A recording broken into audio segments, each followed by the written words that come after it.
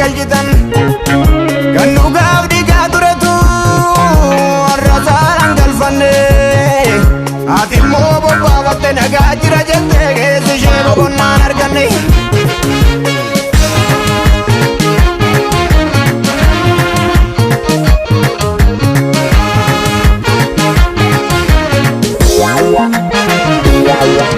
Albeen diinaa kaleessa nu murte cooba dhiiga keenya hordofte arras nu biraan hafne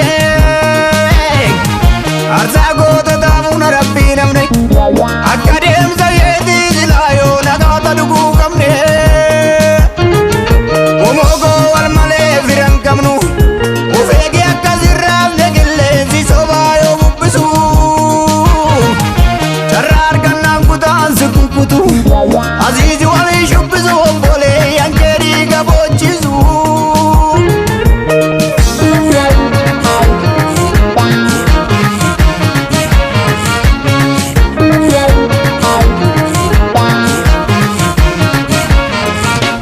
Lallaba gowwaa firatu kaanaaf ni waama deebiin dhaggeeffatu.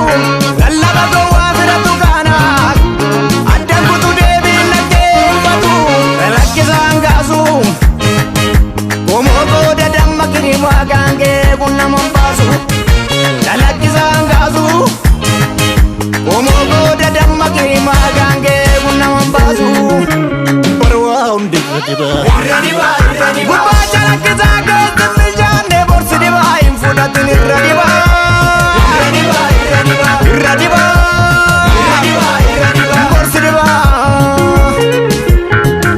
gubbaa calaqqisaa keessi summiidha borsi dibaa hin fudhatin irra dibaa irra dibaa borsi dibaa. Obsineerra obsineerra obsineerra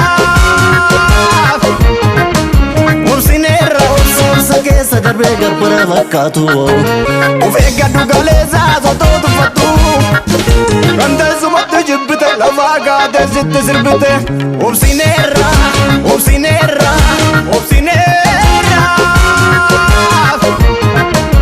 obsineerra obsa keessa darbee garbara fakkaatu of eeggadhu galeessaa sotoo tuffattu kan teessumatti jibbite lafaa kaatee sitti sirbite. Barwaa hundirra dibaa reengaa taphatana.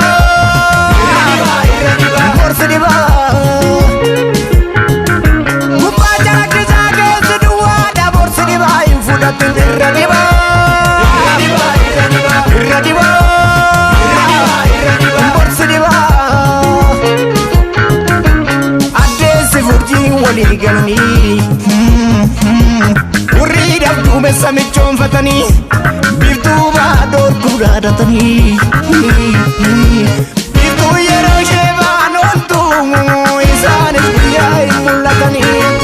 Galma dhugaa galma dhugaa galma dhugaa ijaarsi saasaa ulfaatu abdii irraa kutukanii maana baatu. Galma dhugaa galma dhugaa galma dhugaa karaan isaa lagaatu abdii irraa kutukanii maana baatu. Addeessi furjii walii galanii urriidhaaf duumessa michoonfatanii biiftuu baadoo gurguraadhatanii biiftuu yeroo ishee baan ooltu isaanis guyyaa hin mul'atanii. Galma dhugaa galma dhugaa galma dhugaa waa baay'isaa qabaatu abdii irraa kutukanii maana baatu. Galma dhugaa galma dhugaa galma dhugaa oree guutaa qabaatu abdii irraa kutukanii maana baatu. irra diba. Beengaa taphatana.